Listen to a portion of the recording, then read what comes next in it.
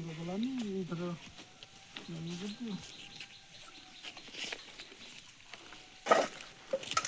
ଏଇଥର ଦଉଛି 7-8 ଲିଟର ଦଉଛି। କାଲି ଗାଈଟା ମୋର କେତେ ଦଉଛି କ୍ଷୀର ମୁଁ କାଲି ତା ଘରକୁ ଯାଇଥିଲି। କେତେ ଖାଉଛି ଅଧିକା ନା କ'ଣ? ଖାଉଛି ଅଧିକା ନା ଏଇଆକୁ ରଖିବ ତାପରେ ଆଉ ତାର ସୁସ୍ଥ ନାହିଁ ଆଉ।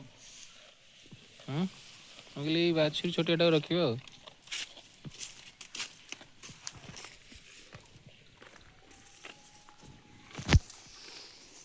କ'ଣ ଖାଇଲନି ତ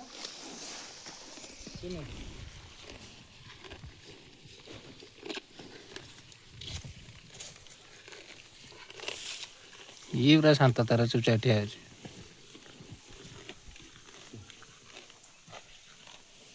ଝଡ଼ିଗଲାଣି ବନ୍ଧା ହେଲା ଝଡ଼ିଗଲାଣି। ଭଲ ବ୍ରିଡ୍ଟା ଅଛି।